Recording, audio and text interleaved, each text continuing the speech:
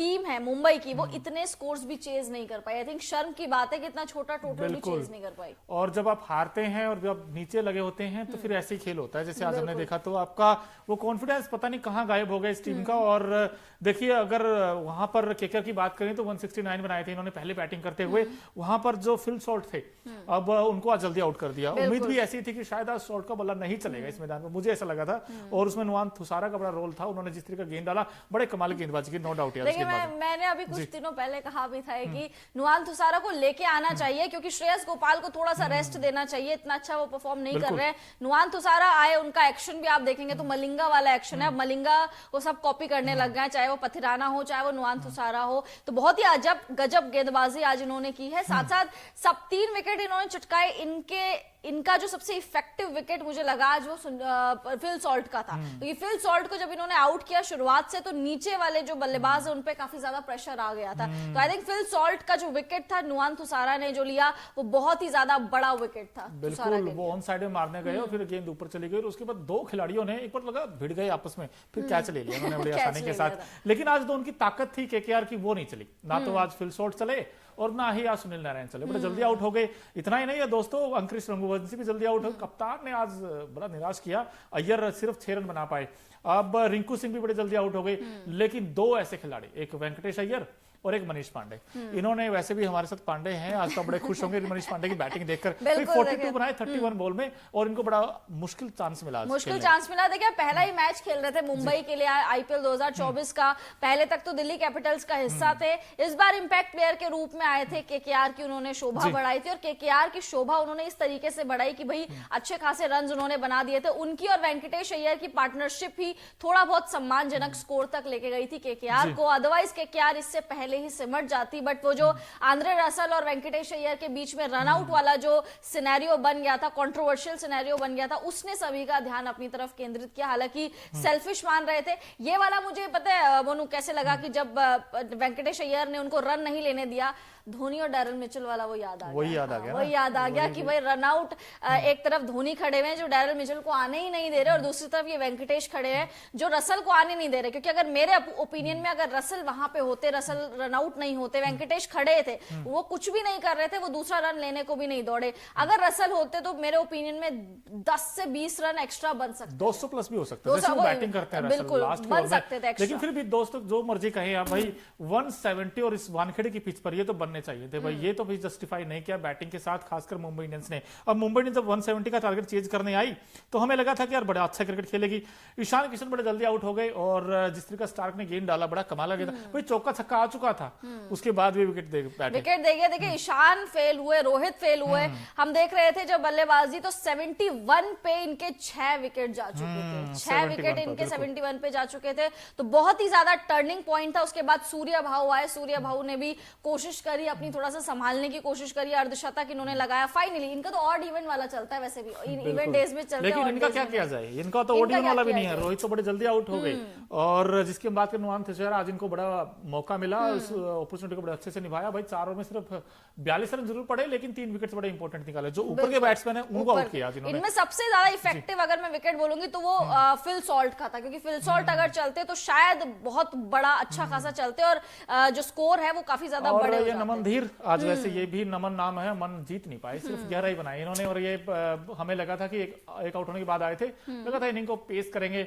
ईशान किशन फिर वही स्टार की गेंद अंदर आने वाली उस पर आउट हो गए और ईशान से बड़ी उम्मीदें रहती थी कि ईशान आज बहुत फीके नजर आए। देखिए इनको पॉकेट डायनामाइट कहते थे, मुझे लगता है वो पॉकेट फट चुकी है पूरी तरीके से। हार्दिक पांड्या सबसे ज्यादा centre of attraction Hardik Pandya बने हुए थे। 4 ओवर में 44 रन इन्होंने दे दिए, 2 विकेट चटकाए। इकोनॉमी 11 की गेंदबाजी में फिर भी अब वापसी कर रहे हैं धीरे धीरे थोड़ा बहुत, बट बल्लेबाजी में तो विकेट फेंक के जा रहे हैं यार। 1 रन 3 बॉल में 1 रन, आप सोचिए अब क्या ही करें इनका। साधारण क्रिकेट खेल रहे हैं, साधारण से भी बहुत साधारण, उससे भी कुछ नीचे वर्ड होता है तो ऐसा क्रिकेट ही खेल रहे हैं। ना कप्तानी हो रही है, ना गेंदबाजी हो रही है, ना बल्लेबाजी हो रही है, बट आज गेंदबाजी इस खिलाड़ी ने करी है। बिल्कुल। जसप्रीत देखिए बुमराह। अब जब बुमराह की बात करें चाहे तुषारा की बात करें, भाई बॉलर्स तो अपना काम कर गए, लेकिन जो बैटिंग की बात आई तो वहां पे लेट डाउन कर दिया। अब मनीष पांडे की हम तारीफ कर दे, 42 बनाए 31 बॉल में, इनका स्ट्राइक रेट भी ठीक ठाक रहा और कुल मिलाकर ये स्कोर जहां हमें लगा था कि आज तो कोलैप्स कर गया केकेआर की बैटिंग लाइनअप, भाई 7 बैट्समैन तो डबल डिजिट तक नहीं पहुंचे, उसमें सिर्फ 3 ही बैट्समैन थे, एक अंकुश रघुवंशी जो यंग टैलेंट, उन्होंने सिर्फ 13 रन बनाए उन्होंने भी, लेकिन वो डबल डिजिट पार कर गए। रिंकू सिंह का मोनू ये हो गया, बहुत ज्यादा लो ऑन कॉन्फिडेंस हो गया जब से उनका नाम नहीं आया स्क्वाड में, मतलब रिजर्व के तौर पे नाम आया, बहुत ज्यादा लो ऑन कॉन्फिडेंस हो गए और केकेआर उनको अब ऊपर मौका दे रही है। अब चिड़िया चुग गई खेत, ठीक है, आप 25 तक स्क्वाड में हेरफेर कर सकते हैं, बट इतना लेट मौका दे रही है। पिछले साल आपको याद होगा आंद्रे रसल से ऊपर बल्लेबाजी करने आते थे रिंकू सिंह, बट इस बार रसल के नीचे आ रहे हैं। जब आपके पास मौका भी है रिंकू सिंह को ऊपर भेजने का, तब भी आप रिंकू को ऊपर नहीं भेज रहे। आई थिंक वो खिलाड़ी का कॉन्फिडेंस जो है कहीं ना कहीं लो कर देते हैं और वो उनकी बल्लेबाजी में दिख रहा है, क्योंकि मुझे याद है पिछले साल और इस साल भी शुरुआत में जैसा ये खेलते थे अलग कॉन्फिडेंस नजर आता था। रिंकू सिंह जब भी आते थे तो बाउंड्री लगाते थे या छक्का लगाते थे। अब वो कॉन्फिडेंस रिंकू सिंह में बिल्कुल भी नजर नहीं आ रहा है। वो सिचुएशन ऐसा डिमांड कर रही है या क्या, बट रिंकू सिंह को अपना कॉन्फिडेंस थोड़ा सा अप करना पड़ेगा, उसमें सभी लोग जिम्मेदार है, चाहे वो केकेआर हो चाहे वो कोई और हो। बिल्कुल। विजयकांत जी हमारे साथ जुड़े हैं, वो कह नमस्ते सर, आपको भी नमस्ते भाई। और भाई मैं आपसे पूछ लेता हूं, वैसे मुंबई की हार का भाई गुनाहगार कौन है? क्या लगता है आपको, क्या बैटिंग ने ये मैच हरवाया है या फिर आपको लगता है जो लोअर मिडिल ऑर्डर है उनको ये मैच फिनिश करना चाहिए? खासकर हार्दिक पांड्या के ऊपर मेरा सवाल है कि उनको आज तो फिनिश करके आना चाहिए, आज अच्छा मौका था। बिल्कुल आज अच्छा मौका था। देखिए टर्निंग पॉइंट वहां से हो गया था, अगर जब सूर्या का विकेट गिरा वहां से लग रहा था अब थोड़ी चीजें डिफिकल्ट हो जाएंगी। उसके बाद टिम डेविड, हालांकि टिम डेविड ने पिछले साल भी मुंबई के लिए एक तरफा मैच जीते हैं, आज भी जैसे वो बैटिंग कर आज भी बैटिंग बिल्कुल, बट मिचेल स्टार्क के कुछ और प्लान्स थे और मिचेल स्टार्क ने उनका एक विकेट ले लिया। श्रेयस अय्यर ने कैच पकड़ा और वो कैच के बाद वो सेटिस्फेक्शन नजर आ रहा था, क्योंकि ये विकेट बहुत ज्यादा जरूरी था। उसके बाद जराल कॉटजे हो गया, पीयूष चावला, ये सारे गेंदबाज आ गए थे। एक आखिरी बल्लेबाज वो टिम डेविड ही बचे हुए थे, जो अपने आप को कप्तान समझ रहे हैं। खैर आजकल जो मर्जी कहें, लेकिन मुंबई की जो हम बात कर रहे थे ना प्री मैच शो में भी, कि मुंबई की सबसे बड़ी कमजोरी तो ये है कि वो अपने पावर प्ले में विकेट्स गवा देती है। और आज भी कुछ ऐसा ही हुआ कि वो 50 रन नहीं बनाए उन्होंने 6 ओवर में, तब से उससे पहले 3 आउट हो गए थे। आज भी वही दिक्कत है कि 3 आउट हमेशा हो जाते हैं पावर प्ले में ही। शायद हो सकता है यही हार का सबसे बड़ा कारण है, और इस सीजन में ऐसा नहीं पहली बार है, बहुत बार पावर प्ले में विकेट्स खोते ही यही सबसे बड़ा रीजन है, मुझे ऐसा लगा हार का। बिल्कुल। देखिए हार का रीजन ऑब्वियसली ये, और सोचिए 71 पे ये 6 विकेट्स डाउन थे, तो अब कहां से इसके बाद आप मैच पलटोगे? इतना छोटा टोटल है, आप अपने घर पे खेल रहे हो। मुंबई को वैसे भी जब बाहर जाती है तो होम सिकनेस हो जाती है, बट आज तो अपने घर पे और बहुत मैचेस बाद अपने घर पे खेल रहे थे लोग, उसके बावजूद इतने छोटे टोटल को आप चेज नहीं कर पाए। आपके फेवर में ही टॉस किया था, हम बोल रहे थे यहाँ पे चेज हो जाता है, आपके फेवर में टॉस किया था, टोटल भी इतना बड़ा नहीं था, बावजूद इसके आपके जो प्लेयर्स है वो विकेट्स फेंक के चले जा रहे हैं, चाहे वो ईशान हो, रोहित हो, हार्दिक हो, अब सूर्य कुमार यादव भी आज चल गए, मतलब अगर वो भी नहीं चलते तो बहुत जल्दी मैच खत्म हो जाता, बहुत जल्दी मैच खत्म हो जाता। लेकिन दोस्तों भाई वानखेड़े का मैदान हो और वहां पर अगर आप रंग ना देखें, ऐसा हो नहीं सकता। एक बल्लेबाज ऐसा भी था जिसने सबका दिल जीता है आज, और हमारा खास सेगमेंट है Okinawa effective player of the match कौन है, क्योंकि ओकिनावा की जो स्कूटी है वो बड़ी शानदार देती है माइलेज आपको और बड़ी दमदार है वो स्कूटी, अगर आप खरीदें कई कलर्स में भी आती है, लेकिन कॉस्ट इफेक्टिव है। तो ऐसे ही हमारा सेगमेंट है Okinawa effective player of the match कौन है, देख लेते हैं भाई आज के मैच में। ये खिलाड़ी बड़ा खास है और आउट द बॉक्स आए वैसे ये, क्योंकि उम्मीद नहीं थी कि वेंकटेश अय्यर आकर 70 रन बना देंगे इस बैटिंग में। 70 रन बना देंगे, 70 बना दिए बिल्कुल। 52 बॉल्स में 134 का अमेजिंग स्ट्राइक रेट, 6 चौके और 3 छक्के लगाए, लेकिन चौके जितनी गेंदें एक ओवर में होती उतने ही लगाए, बिल्कुल उतने ही लगाए। और वेंकटेश अय्यर उस तरीके से फीके नजर आ रहे थे शुरुआती, अगर आप मैचेस देखेंगे आईपीएल 2024 के, फीके नजर आ रहे थे, बट आई थिंक इन्होंने भी अपना गेम अप करा है। आज भले ही कम मतलब ज्यादा बॉल्स ले लिए, बट विकेट इस तरीके का, विकेट बहुत ज्यादा स्लो था। इस विकेट में आई थिंक वेंकटेश अय्यर की पारी बहुत ज्यादा इफेक्टिव हुई, इन्हीं की बदौलत केकेआर थोड़ा सा सम्मानजनक स्कोर तक पहुंचा, अदरवाइज केकेआर बहुत पहले ही रन मतलब पूरा ऑल आउट हो जाता है। नहीं, नो डाउट यार, साहसी पारी है। जब आपके एक एंड से विकेट गिरते हैं और फिर आप अकेले रह जाते हैं, तो फिर उस तरीके से कैसे कंट्रोल करना है गेम को, भाई आज इन्होंने दिखा दिया। जिस तरीके की बैटिंग उन्होंने की है, बीच बीच में चौके भी लगाए इन्होंने, भाई 52 में 17 रन बना के दे दिए। ये जब 70 रन हट जाए तो फिर क्या स्कोर बचेगा? फिर क्या स्कोर, वही मैं बोल रही सोचने हूँ, वाली फिर क्या बात ही है। स्कोर बचेगा। इन्होंने बड़े आउटस्टैंडिंग बैटिंग की है।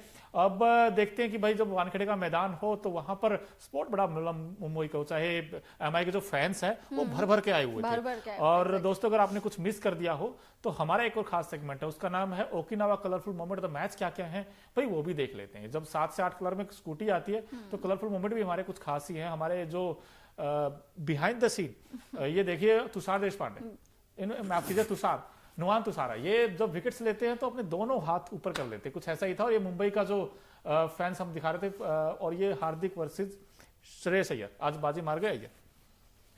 बिल्कुल। देखिए मुझे बहुत ज्यादा मजा आ रहा है कलरफुल मूवमेंट देख के, देखिए मतलब बहुत ज्यादा एक्साइटमेंट रहती है, बहुत ही ज्यादा एक्साइटमेंट रहती है। बिल्कुल। और देखिए हमें जब टॉस हुआ था, दोनों कैप्टन उस वक्त थे, हमें लगा था कि भाई हाथ तो हार्दिक बाजी मारेंगे, लेकिन वो मार नहीं पाए। और कहीं ना कहीं भाई सोचना पड़ेगा मुंबई के थिंक टैंक को भी, और ना सिर्फ कैप्टन को बल्कि पूरी टीम को। भाई ये जो टुकड़ों में परफॉर्मेंस आती है उससे तो काम चलेगा नहीं। हम हमेशा कहते हैं कि आज जब तक बैट्समैन रन नहीं बनाएंगे और गेंदबाज विकेट नहीं लेंगे तब तक आप मैच नहीं जीतेंगे। आज बट इनकी गेंदबाजी अच्छी हुई, ये एक अच्छी चीज है कि इनकी गेंदबाजी अच्छी हुई। आज बुमराह ने विकेट्स लिए हैं, आज नुआन तुषारा ने विकेट्स लिए, जिस पे आप इतना डिपेंड नहीं करते। देखिए तुषारा नो डाउट बहुत ही अच्छा विकेट टेकर है, साथ साथ बांग्लादेश में आप इनको, आपका याद होगा कि हैट्रिक लेके आए थे, इस वजह से उनको टीम में शामिल किया था। तो नुआन तुषारा अच्छा परफॉर्म करते हैं, बट इस तरीके से जब आज वो परफॉर्म करते हैं, जब टीम बहुत ज्यादा फंसी हुई रहती है, उनकी और बुमराह की ही गेंदबाजी की बदौलत ये जो केकेआर की टीम है वो इतने कम टोटल तक रुक पाई, अदरवाइज